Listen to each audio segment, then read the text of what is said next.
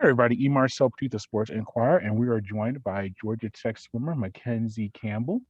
Thank you for joining us, McKenzie. How are you doing this evening, and how's the season been going so far for you and the Yellow Jackets?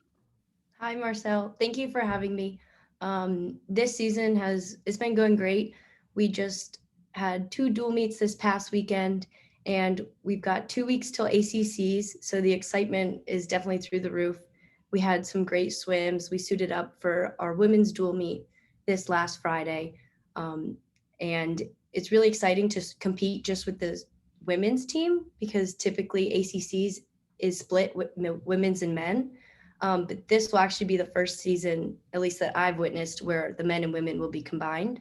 Mhm. Um, so we did get our one women only dual meet, which was a lot of fun. And now we're preparing for ACCs in 2 weeks. Yeah, and at that meet this past weekend, where the teams are facing a Tulane in Arkansas on January 28th, you set the program record for the 200 individual medley. Were you aware that you were putting together a really good time, and what does that mean for you to hold that mark in the history of the program? Actually, going into this season, I hadn't previously swam 2 IM at ACCs my freshman or sophomore year. So one of my goals was to work back into the 2 IM because I swim the 400 IM. And at our mid-season invite, I went 2:00:04, and the record was a 159 high. So that was kind of a goal of mine for the end of season. And then these past few weeks, we were kind of iffy if I was going to swim the 2 IM or the 5 free at ACCs. So when I had the chance to suit up at the Tulane, Arkansas dual meet and swim the 2 IM, I kind of had a feeling I was like, okay, I'm going to go for it. Um, and going into the event, we were really close. It was a close dual meet with Arkansas. So I really just wanted to win that race for my team, score some points, and it ended up being a best time and the record. Yeah, and how do you train for an individual medley? Those are all four disciplines in one race. Do you feel at times maybe one is going better than the others? You focus on that more, or do you focus equal amount of time on each of them so one doesn't get worse or better than the other? How does a medley swimmer prepare for that? Well, I'm actually primarily a butterflyer, which I guess in IM, like usually they're typically butterfly breaststrokers. Um, and so I obviously always train butterfly. We do a lot of pace sets that is geared towards my butterfly. And then I have to spend a lot of time working on my backstroke because that's my weakest stroke. And growing up, I was a breaststroker, so that I've been able to work into my training, and it's kind of one of my better points of IM. Fly and breast are definitely my specialty. So as long as I can get through the backstroke alive and still in like a good field with others, then usually the breast and free I can take it home. So when we train, I usually hit a lot of fly, and then we'll do a lot of like IM transition work. So you'll do like backstroke, breaststroke, and free, um, and trying to hit your paces that you would hit in the actual 400 IM, like in the meet. Yeah, because you also hold a 200 fly record at Georgia Tech. Is that your favorite stroke? Just the one that you're most comfortable with?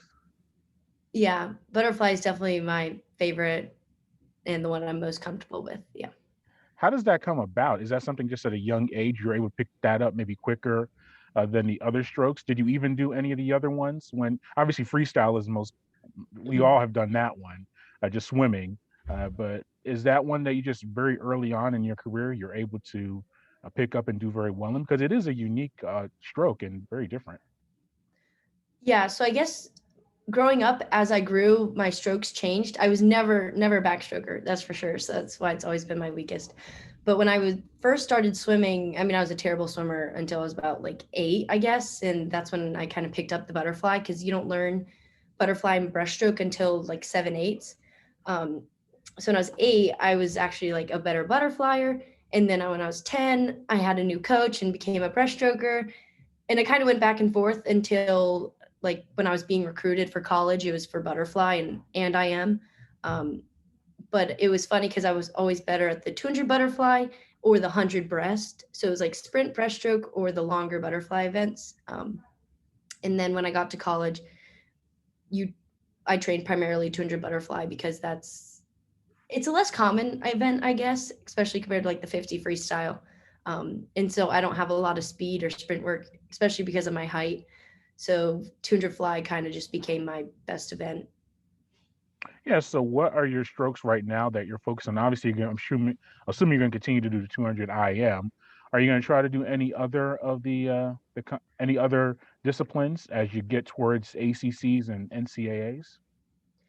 Yeah, so last year I'll definitely compete 200 fly and 4 IM. That's what I qualified for NC2As last year in. But actually last year and my freshman year at ACCs, I competed in the 500 free, not the 2 IM. So I competed 5 free, 4 IM, and 200 butterfly. Um, and 5 free, since it's a distance freestyle stroke, you have to do quite a bit of training for that and pace. But this year I was like, I'm ready for some more sprint, 2 IM. And still we're 2 weeks out from ACCs and I don't know what I'm going to swim. Definitely 2 fly and 4 IM because those are my best events. But then we'll see, just where I can score better for the team or have a better chance of qualifying for NC2As, whether that'll be the 5 free or 2 IM. And are you going to do any relays and any of those in particular that you're focusing on? We don't know who's swimming the relays until day of because they want to see, how's everyone's competing, and see like mindset. But if I were going to compete relays, it would either be the 400 medley relay doing 100 fly or like the 8 free relay doing 200 free. I'm definitely not a sprint swimmer, so I don't typically make it onto those top relays. Okay. And you mentioned the NCAAs last year.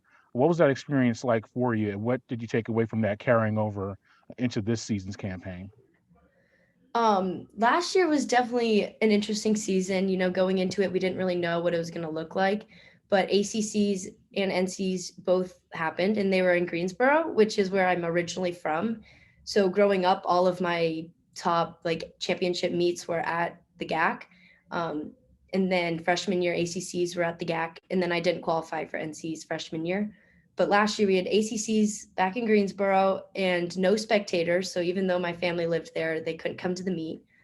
But I kind of knew going into ACCs, okay, I'm on the edge. I have a shot to make NCs.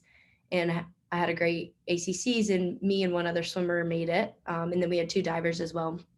But last year, there were like the Ivy League didn't compete. There were certain conferences that weren't competing at all. So to make NC2As, the times were a bit slower than usual.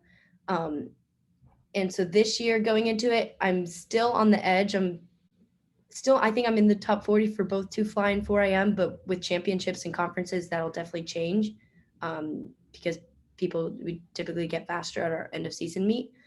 So I'm hoping I'll make it again this year, but I'm trying not to put too much pressure on it because, you got to just be confident and see what you can do.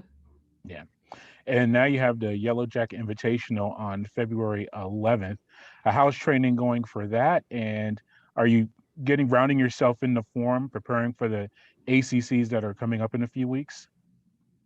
Yeah, so getting back from winter training and starting school, it's very tough. So we've got a few dual meets in January before we prepare for conference champs. And so you got to just stay confident and you're going to be tired and practices are going to be really hard. School's picking up.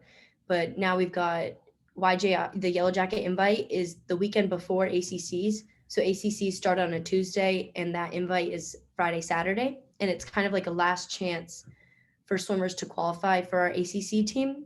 So I'll be competing in it, but probably just one event that I won't compete the following week at ACCs. And, we'll suit up and it'll kind of be like a last minute, see what you can do in an off event race strategy, get your head in the game. But it's really exciting because the whole team's there, kind of like an inter squad vibe. And we just get the energy going and just race and have fun without any pressure. Well, McKenzie, thank you for your time. We greatly appreciate it. And hopefully we'll catch up when you go to NCAAs and the ACCs. Yes. Thank you so much.